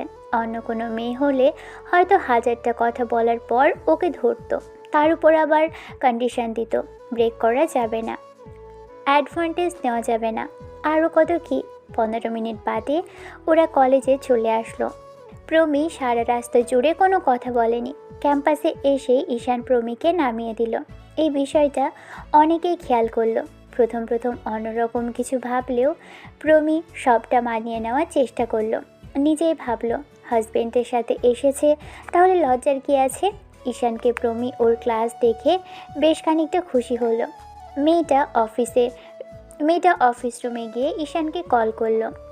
রিসিভ করে ঈশান ফোনটা কানে নিতে ওপাশ থেকে প্রমি বলল, কালকের বকাটা দেখছি কাজে লেগেছে। এই বকাটা আরও আগে দেওয়া উচিত ছিল, তাহলে ভদ্র ছেলে হয়ে যেতে অনেক আগে। আমাকে বললেই হতো আপনার ক্লাসগুলো করতেই হবে বাধ্যতামূলক, তাহলেই আমি আসতাম। আমি আপনার কথা ভেবেই ক্লাসে আসিনি, আর আপনি কিনা এমন করলেন। জুনিয়র বড় হলে বকাঝকা করা যেতেই পারে, তাই বলে এটা কোনো দোষের বিষয় নয়। নিন উঠুন, আর কালকে থেকে একটু তাড়াতাড়ি বেরোনোর চেষ্টা করবেন। তুমি আমার জন্য দাঁড়িয়ে আছো যে? কাল বললেন না কোনো বখাটে আপনাকে ডিস্টার্ব করছে? আমার বউকে কেউ ডিস্টার্ব করবে আর আমি সেটা শুনে চুপ করে থাকবো? মারপিট না করতে পারি, তার সাথে থেকে তার সাহসটা জোগাতে পারি। প্রমি মুচকি হাসলো। বাইকে উঠে বসে ঈশানকে পিছন থেকে জড়িয়ে ধরল। দুজনেই বাসায় চলে আসলো। এমন করে আরও 15টা দিন কেটে গেছে। এরই মাঝে আর কোনো ঝামেলা হয়নি। প্রমিও অনেকটা নিশ্চিন্ত হয়ে গেছে। এরই মাঝে একদিন দুজনে কলেজে পৌঁছতে দেখলো আকাশটা কেমন যেন কালো হয়ে আছে। সকাল থেকেই আবহাওয়া বেশ গুমোট হয়ে আছে। প্রমির ক্লাসটা শেষ হতে না হতেই বৃষ্টি শুরু হলো। বৃষ্টিটা এতটাই গাঢ় হলো যার জন্য পুরো ক্যাম্পাসে লোডশেডিং দেখা দিল। আর অন্ধকারে ক্লাস নেওয়াটা বড্ড ঝামেলা হয়ে যাচ্ছিল বলে কেউ আর ক্লাস করায়নি আজ। কিন্তু ঈশান পুরোটা সময় জুড়ে বসে রইল প্রমির জন্য। বৃষ্টিটা কোনো মতেই কমছে না। দুপুর গড়িয়ে বিকেল হতে চলল। 3টা বেজে গেছে, এখনও দুজন বাসায় পৌঁছতে পারেনি। এরই মাঝে আম্মু ওদের কল করে বলেছে ওরা বাসায় আসবে কখন জানতে চেয়েছে, কিন্তু কেউ কিছু জানাতে পারেনি। কিছুক্ষণ বাদে যখন বৃষ্টিটা কিছুটা কমলো তখন ঈশান প্রমির অফিস রুমের সামনে আসলো। মেয়েটা ঈশানকে দেখে একটু বেরিয়ে আসলো, তারপর বলতে লাগলো, ঈশান এই অবস্থাতে যাওয়া আমাদের ঠিক হবে না, ভিজে যেতে হবে দুইজনাকে। তাহলে ঠিক আছে, আপনি একটা রিক্সা করে চলে যান, আমি না হয় আপনার পেছনে পেছনে আসি। এত বৃষ্টিতে কেউ রিক্সা নিয়ে আসবে তোমার মনে হয়? আমি মানিয়ে নিতে পারবো, একদিন ভিজলে তাতে কি আর, এমন কোনো সমস্যা হবে না। ঈশানের সাথে প্রমি বাইরে আসলো। মেয়েটা বাইকে উঠতেই ঈশান তাড়াতাড়ি বাইকটা চালাতে আরম্ভ করলো, কিন্তু মাঝপথে গিয়ে বৃষ্টিটা আরও গাঢ় হলো।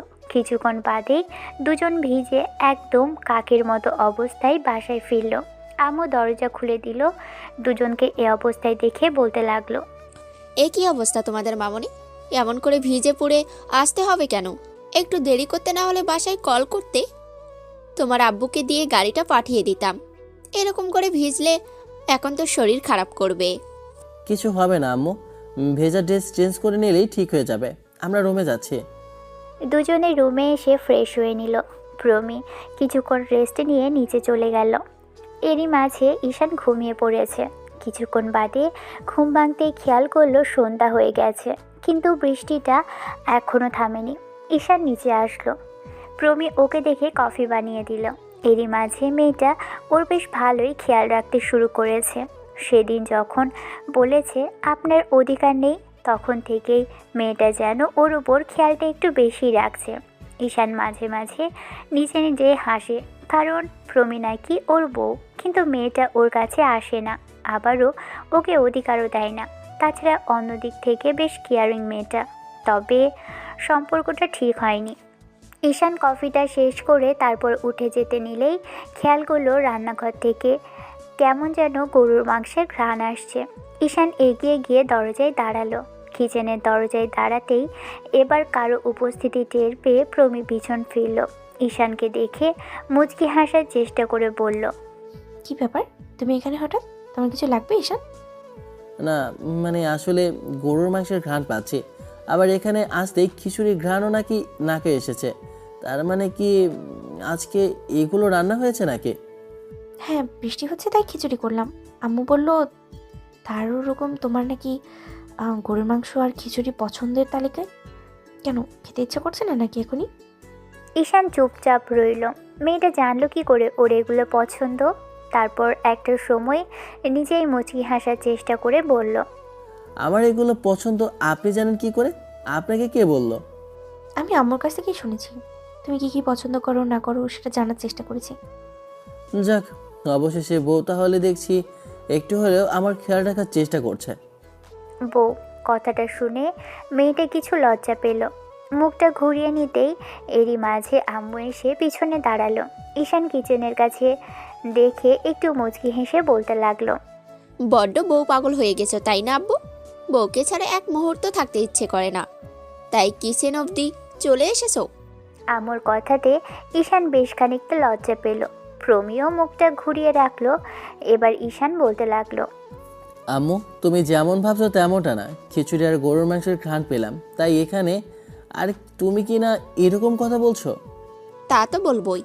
আমি তোমার বউকে দিয়ে রান্না করিয়েছি, সে নিজের হাতে রান্না করতে চেয়েছিল জামাইকে খাওয়াবে বলে। আম্মুর কথা বন্ধ হবে না। আম্মু যে ওদেরকে লজ্জায় ফেলার জন্যই এরকম কথা বলছে ঈশান সেটা বেশ বুঝতে পারে। সেখান থেকে চলে গেল। অন্যদিকে প্রমিত লজ্জায় লাল নীল হয়ে যাচ্ছে। ঘণ্টাখানেক পর আপু বাসায় চলে আসলেই প্রমি ঈশানকে ডেকে নিয়ে গেল। ঈশান নিচে এসে সবার সাথে খাওয়া দাওয়া করলো। খাওয়াটা একটু বেশি হয়েছে, অসম্ভব রকমের টেস্ট হয়েছে, তাই একটু বেশিই খেয়ে ফেলেছে। ঈশান কিছুক্ষণ আব্বু আম্মুর সাথে কথা বলল। আব্বু বলল যদি এরকম বৃষ্টি হয় তাহলে যেন কেউ কলেজে না যায়। ঈশানও আব্বুর কথা মতো অক্ষরে অক্ষরে পালন করবে বলে চলে আসলো। ঈশান প্রমির সাথে কথা বলতে বলতে ঘুমিয়ে পড়েছে, কিন্তু ওদের মাঝে কিছুই হয়নি। মাঝরাতে ঘুমটা হালকা হতেই ঈশান বুঝতে পারল প্রমি কিছু একটা বিড়বিড় করছে। ঈশান বোঝার চেষ্টা করলো কি হচ্ছে। তারপর চোখ খুলে তাকাতেই দেখে মেয়েটা কাঁপছে আর কেমন যেন উল্টাপাল্টা বকছে। ঈশান তাড়াহুড়ো করে উঠে বসে মেয়েটাকে ডাকতে লাগলো। প্রমি, এই শুনছো? তাকাও আমার দিকে, কথা বলো, কি হয়েছে তোমার? মেয়েটার কোনো রেসপন্স নেই। ছেলেটা ওর গালে কপালে হাত দিল। অসম্ভব রকমের গরম মেয়েটার শরীর, জ্বরে গা পুড়ে যাচ্ছে। ঈশান আর একবার মেয়েটাকে ডাকতে লাগলো। প্রমি, এই প্রমি, তাকাও আমার দিকে, তোমার শরীর খারাপ করছে? একটাবার আমাকে বলবে না? খারাপ লাগছিল একটাবার আমাকে বুঝতেও দিলে না। শিট, এখন কি করব? ঈশান প্রমিকে হাজারবার ডাকলো, তারপরও মেয়েটার কোনো রেসপন্স নেই। ঈশান লাইটটা অন করে দিয়ে ঘড়ির দিকে তাকাতেই খেয়াল করলো রাত 3টা বাজে। এই ঝড় বৃষ্টির রাতে ডক্টর পাওয়া সম্ভব না, তার উপর এত রাতে আব্বু আম্মুকে ডাকাটাও ঠিক হবে না। আর কিছু ভাবতে পারছে না ঈশান। বেড থেকে নেমে ওয়াশরুম থেকে পানি আনলো, তারপর মেয়েটার মাথায় জলপট্টি দিল। আধা ঘন্টা জলপট্টি দেওয়ার পর জ্বরটাও কমলো না। তারপর আর উপায় না পেয়ে বালতি ভর্তি পানি আনলো আর মাথায় পানি দিতে লাগলো। আধা ঘন্টা বাদে প্রমির জ্বরটা কিছুটা কমলে ঈশান একটা দীর্ঘ নিঃশ্বাস ফেললো। কিন্তু এ কি, মেয়েটার পুরো শরীরটা যে ভিজে গেছে। বিষয়টা চোখে আসলেই ঈশান পড়ল আরেক বিপাকে। মেয়েটা ঠান্ডা লেগে যাবে ভেবে উপায় না পেয়ে তারপর কাপড়টা চেঞ্জ করে দিল। ঈশান ভাবছে সকালে ওর জন্য বিপত্তি না ঘটে, মেয়েটা ওর সাথে রাগ না দেখায় এমন কিছু দেখে। শেষ রাতের দিকে মেয়েটার আবারও জ্বর উঠল। কী করবে ভেবে না পেয়ে মেয়েটার পাশেই শুতে হলো। মেয়েটাই নিজে থেকে কেমন যেন ওর কাছে আসলো। এটা যেন প্রমির রোজকার অভ্যেস হয়ে গেছে। সকালে বকাঝকা করবে, কিন্তু রাতে ওর বুকে এসেই শোবে। প্রতিদিন সকালবেলা প্রমি দেখে ওরা দুজন দুজনকে জড়িয়ে ধরে রেখেছে। আজকেও তার ব্যতিক্রম হলো না। আজকে যখন দুজনেরই ঘুম ভাঙলো, দেখলো দুজন দুজনের অনেকটা কাছে। প্রমি ঈশানকে ছেড়ে দিয়ে উঠে বসলো। কেমন যেন লজ্জা লাগলো। তারপর যখন বুঝতে পারলো দুজনের শরীরে একটা কমফোর্টার মোড়ানো, প্রমি অবাক হলো। শীত তো পড়েনি, তাহলে কমফোর্টার কেন? সেটা সরিয়ে দিতেই এবার খেয়াল করলো ওর ড্রেসটা চেঞ্জ করা হয়েছে। রাতে তো শাড়ি পরে শুয়েছিল, কিন্তু এখন সালোয়ার আসলো কী করে? এমন কিছু দেখেই মেয়েটা ঈশানের দিকে তাড়াহুড়ো করে তাকালো। ঈশান কিছু বলতে যাবে তার আগেই প্রমি বলতে আরম্ভ করলো। ঈশান, শেষ পর্যন্ত তুমি আমার অনুমতি ছাড়া এমনটা করেই ছাড়লে। আমি তোমার থেকে এমন কিছু আশা করিনি। তুমি আমার অনুমতিটা ছাড়াই আমাকে। প্রমি কথাটা বলেই মন খারাপ করে ফেললো। ঈশান কিছু বলতে যাবে তার আগে মেয়েটা ফুপিয়ে কেঁদে উঠল। ঈশান কিছু বলার আগে মেয়েটা আবারও বলতে লাগলো। আর 10টা পুরুষের থেকে তোমাকে আলাদা ভেবেছিলাম, আর তুমিও শেষ পর্যন্ত একই রকম হয়ে গেলে। আমার সাথে এরকম কিছু করলে। ভেবেছিলাম তোমাকে কিছুদিনের মেনে নেওয়ার চেষ্টা করব, তাতে আস্তে আস্তে যেন আমাদের সম্পর্কটা ভালো হয়। কিন্তু সবটা শুরু হওয়ার আগেই তুমি আজকে এরকম করে নষ্ট করে দিলে। আপনি আমাকে ভুল বলছেন। আপনি বুঝতে পারছেন না যে এরকম কিছুই হয়নি। প্লিজ বিশ্বাস করুন, আমি এরকম কিছুই করিনি প্রমি। প্রমি রাগটা আর কন্ট্রোল করতে পারল না। ঈশানের কোনো কথা না শুনেই কষিয়ে একটা থাপ্পড় বসালো। শেষ পর্যন্ত মেয়েটা ওর গায়ে হাত তুলল। ঈশান অবাক চোখে কিছুক্ষণ ওর দিকে তাকিয়ে রইল। ঈশান উঠে ওয়াশরুমে চলে গেল। অন্যদিকে প্রমি কান্নাকাটি করলো। ঈশানও ফ্রেশ হয়ে আসলো। তারপর আবারও প্রমির সাথে কথা বলার চেষ্টা করলো, কিন্তু মেয়েটা প্রচুর পরিমাণে সিন ক্রিয়েট করতেই ঈশান আর জোর জবরদস্তি করলো না। ঘণ্টাখানেক বাদে যখন আম্মু রুমে আসলো, ওর গালে কপালে হাত দিয়ে বলতে লাগলো।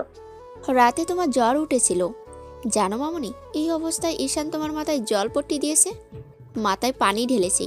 তারপর যখন তোমার শরীরটা ভিজে গেছিল তখন আমাকে ডেকেছিল তোমার ড্রেসটা চেঞ্জ করে দেওয়ার জন্য। আমি অবাক হয়েছিলাম ওকে দেখে। ছেলেটা বড্ড পাগলামি করেছে কালকে রাতে তোমার জন্য। বারবার বলছিল যে তোমার যদি কিছু হয়ে যায় না তাহলে ও কি করে থাকবে। আম্মু কথাগুলো বলতেই ঈশান রুমের থেকে বেরিয়ে গেল। প্রমি এবার বুঝতে না পেরে কী করলো। শেষে ছেলেটার গায়ে হাত তোলার মতো এরকম একটা অন্যায় কাজ করে ফেললো। প্রমি মুখে হাত দিয়ে চুপচাপ বসে রইল। আম্মু কিছুক্ষণ ওর সাথে কথা বলল। দুপুরের দিকে ডক্টর এসে প্রমিকে দেখে গেল। ফ্যামিলি ডক্টর তাই কল করতেই চলে এসেছে। ডক্টর প্রেসক্রিপশন লিখে দিয়ে যেতেই ঈশান প্রেসক্রিপশনটা নিয়ে বাইরে গিয়ে তারপর ওষুধ দিয়ে আসলো। মেয়েটার 7 দিন প্রায় জ্বরে ভুগেছে, তাই ঈশান তেমন করে কিছুই বলেনি। আর মেয়েটাও তার সাথে কোনো কথা বলার চেষ্টা করেনি। ঈশান ভেবেছে হয়তো প্রমিকে জড়িয়ে ধরে শুয়েছিল বলেই এরকম করে ওর সাথে রাগারাগি করেছে আর গায়ে হাত তুলেছে।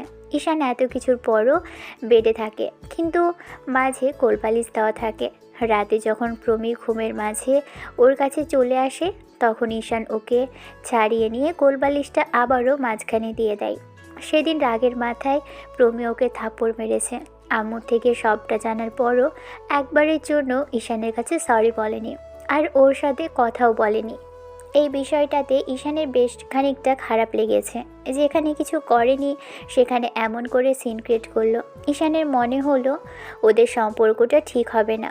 অষ্টম দিনের মাথায় প্রমির জ্বরটা অনেকটাই কমে গেছে বলে কলেজে যাওয়ার জন্য বায়না করলো।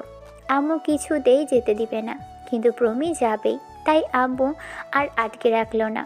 ঈশান বাইরে গিয়েছিল, এসে দেখলো প্রমি কলেজের উদ্দেশ্যে বেরিয়ে গেছে। সাথে সাথেই ঈশানের মাথাটাই গরম হয়ে গেল। প্রমিকে কয়েকবার কল করলেও রিসিভ করলো না। মেয়েটা কেন ইগনোর করছে ওকে? সম্পর্কটা কি ঠিক করতে চায় না? সেটা বলে দিলেই হয়। ওর থেকে দূরত্ব বজায় রেখে চলতো, কিন্তু এরকম ইগনোর করার কি আছে? ঈশান তাড়াহুড়ো করে বাইকটা নিয়ে বেরিয়ে পড়ল। 10 মিনিট রাস্তা আসতেই দেখলো পুরো একটা ছেলে একটা মেয়ে দাঁড় করিয়ে রেখেছে। 10 মিনিট রাস্তা আসতেই দেখলো দূরে একটা ছেলে একটা মেয়ে দাঁড় করিয়ে রেখেছে আর কিছু একটা বলছে। মেয়েটা চুপচাপ মাথা নিচু করে আছে। ঈশানের বুঝতে আর বাকি রইল না, সুযোগ পেয়ে ছেলেগুলো আবারও প্রমিকে ডিস্টার্ব করছে। ঈশান দ্রুত সেখানে চলে আসলো। এবার প্রমির সামনে এসে দাঁড়াতেই প্রমি যেন দেহে প্রাণ ফিরে পেল। ঈশান কিছু বলার আগেই প্রমি কান্না করে দিয়ে বলতে লাগলো, ঈশান দেখো, ওরা আজকে আবার আমার সাথে অসভ্যতাম করছে। আমি তো আমাকে না বলে বাসা থেকে কেন এসেছেন? ঈশান কথাটা বলেই রাগি চোখে মেয়েটার দিকে তাকিয়ে রইল। প্রমি কথাটা শেষ করার আগেই ঈশান কথাটা বলতেই ও থেমে গেছে। মেয়েটা মাথা নিচু করে রইল। ঈশান ওকে জোরে সোরে একটা ধমক দিয়ে বলল, আমি কিছু জিজ্ঞেস করেছি, বাসা থেকে কেন এসেছেন আপনি? আমাকে বললে কি এমন ক্ষতি হতো, নাকি আমাকে বলতে লজ্জা লাগে আপনার? ঈশান আমি বুঝতে পারিনি। কিছুই বোঝেন না আপনি, আর বোঝার চেষ্টাও করেন না। আজকে আমি এখানে এসে না পৌঁছালে কি হতো বলুন? এবার ওদের পাশে দাঁড়িয়ে থাকা ছেলেগুলোর মধ্যে থেকে বখাটে টাইপের একটা ছেলে বলতে লাগলো, এই যে হিরো, সেই তখন থেকে দেখছি বকবক করেই যাচ্ছ। তোমাদের তোমাদের রোমান্টিক প্রেম কাহিনী দেখার জন্য এইখানে আসিনি। মেয়েটাকে এখানে রেখে এখান থেকে চলে যাও। ওর সাথে আমাদের পুরনো বোঝাপড়া আছে। ও আমার গায়ে হাত তুলেছে, আজকে তার শোধ তুলব। ছেলেটা কথা বলে শেষ করতে পারল না, তার আগেই ওর নাক বরাবর একটা ঘুষি পড়ে গেল। ছেলেটার মুখ থুবড়ে পড়ে গেল রাস্তাতেই। এবার পাশে থাকা ছেলেগুলো ওর দিকে তেড়ে আসলে ঈশান ছেলেগুলোকে ইচ্ছে মতো ধোলাই করলো। খুব বেশি রাগ হচ্ছে মেয়েটার উপর, তাই ওর রাগ ওদের উপর দিয়েই ছাড়ছে। ছেলেগুলো যেন ওর সাথে কিছুতেই পেরে উঠছে না। 3টা ছেলে থাকার সত্ত্বেও ঈশানকে তেমন করে কেউই আঘাত করতে পারল না, আর ওর থেকে বাঁচার জন্য আরও পালিয়ে যাচ্ছে। এর মাঝে ঈশান একটা চিৎকার শুনে পিছনের দিকে ফিরল। তারপর কিছু একটা খুব তীব্র আঘাত পেটে অনুভব করলো।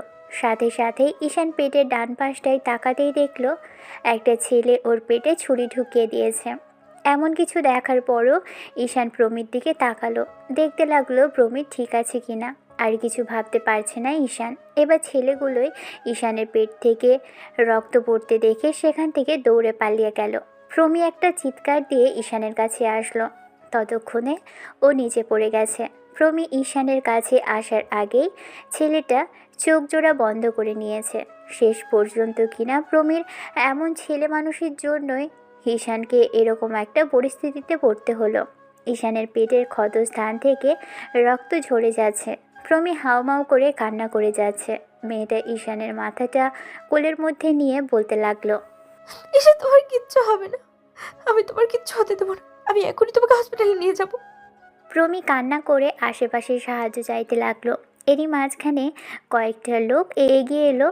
ওদের একটা সিএনজিতে তুলে দিলে প্রমি ঈশানকে হসপিটালে নিয়ে আসে। তারপর ডক্টর ওকে দেখেই ট্রিটমেন্ট করতে লাগলো। প্রমি ওটির সামনে দাঁড়িয়ে আছে। কিছুক্ষণ বাদে আব্বু আম্মু আসলো। ঈশানের আপুর বাসায় সবাই আসলো। ওর বন্ধুরাও আসলো। প্রমি কেঁদে কেটে একাকার হয়ে যাচ্ছে। তখন আপু এসে প্রমির পাশে বসলো আর বলতে লাগলো, আপু, কি করে হলো এগুলো? সুইটি কথাটা বলতেই প্রমি ওর ভাবিকে জড়িয়ে ধরে ফুপিয়ে কেঁদে উঠল। আপু ওর মাথায় হাত বুলিয়ে দিয়ে বলতে লাগলো, আপু, কিচ্ছু হবে না ঈশানের, কান্নাকাটি করো না, কিছু হবে না ভাইয়ের, সব ঠিক হয়ে যাবে। ভাবি, তোমার ভাইয়াকে উঠতে বলো না। তোমার ভাইয়া এরকম করে শুয়ে আছে কেন? ওকে এমন করে দেখতে আমার একটু ভালো লাগছে না। ওকে বলো না আমার সাথে কথা বলতে। দেখো, রাগ করে আমাকে কতগুলো কথা শোনালো, আর এখন নিজেই এরকম করে চুপচাপ শুয়ে আছে। ও আমাকে হাজারটা বকা দিক, তারপর ওকে উঠতে বলো প্লিজ। আরও আধা ঘন্টা পর ডক্টর বেরিয়ে আসলো। আপু ডক্টরকে ছেলের কথা জিজ্ঞেস করলে উনি আশ্বাস দিলেন সবটা ঠিক আছে।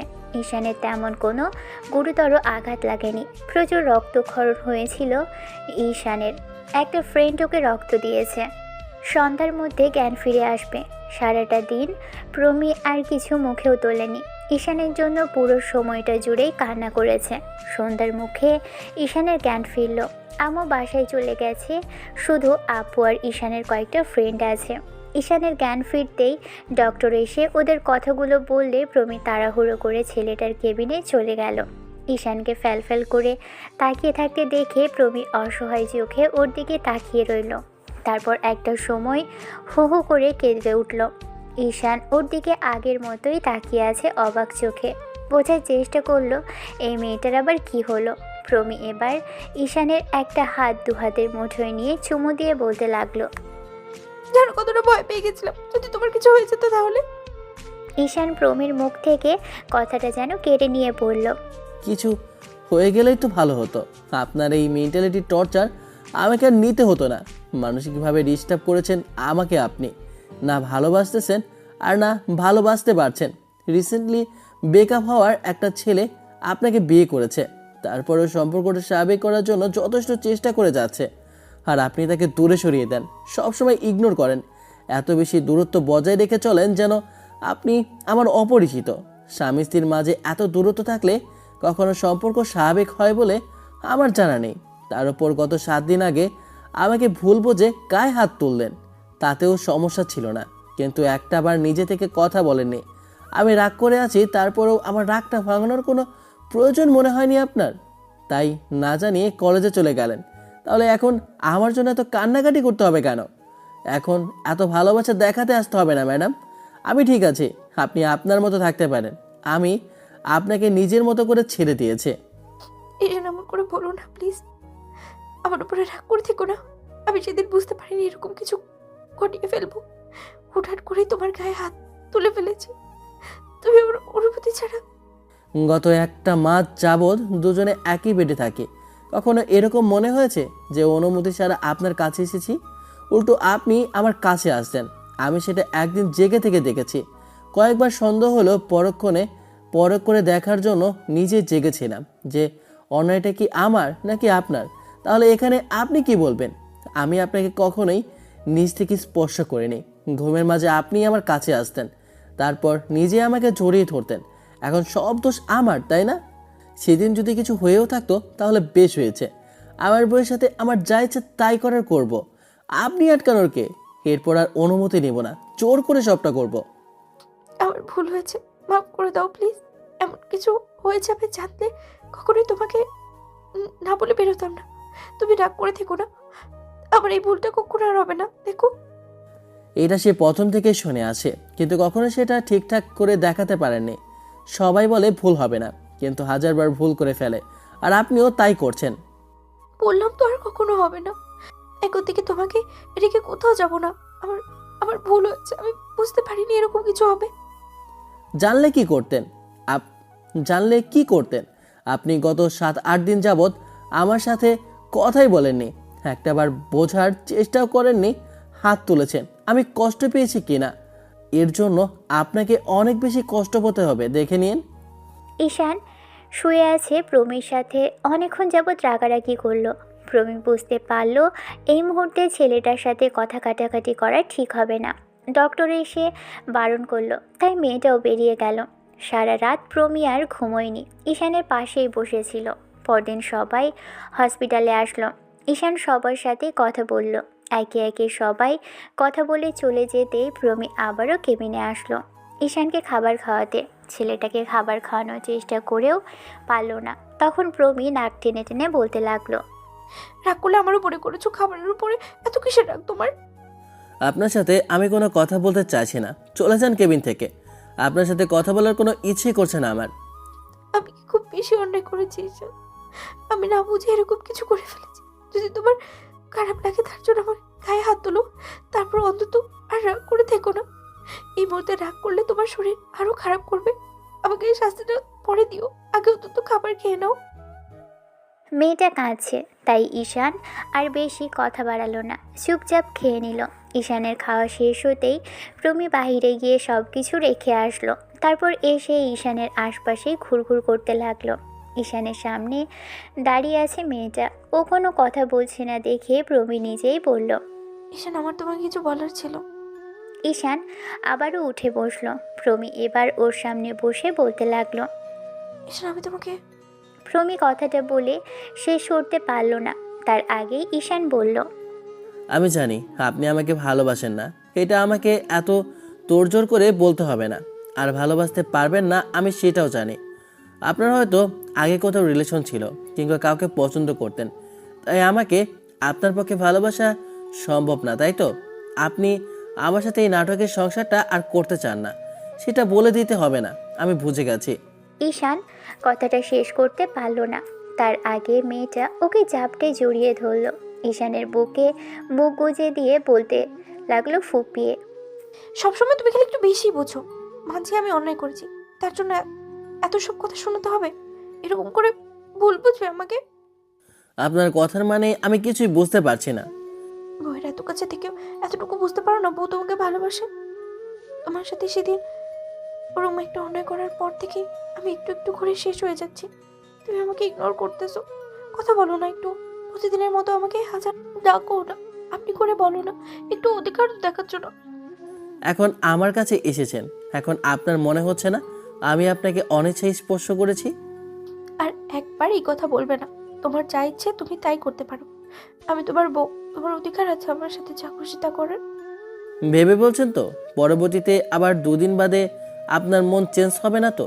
আজ বাদে কাল বলবেন না তো যে আপনি আমাকে মানতে পারবেন না, আবার হুটহাট করে গায়ে হাত? ঈশান কথাগুলো বলে শেষ করতে পারল না, তার আগে প্রমি ও ঠোঁট জোড়া নিজের দখলে নিয়ে নিল। ঈশান স্তব্ধ হয়ে প্রমির কান্না ভেজা চোখের দিকে তাকিয়ে রইল। তারপর একটা সময় মেয়েটাকে কিছুটা কাছে টেনে নিয়ে রেসপন্স করতে লাগলো। গল্পটা আজ এই পর্যন্তই। দেখা হচ্ছে অন্য কোনো দিন অন্য কোনো গল্পে। ততদিন পর্যন্ত সুস্থ থাকবেন, ভালো থাকবেন, আমাদের সাথেই থাকবেন। ধন্যবাদ। আল্লাহ হাফিজ।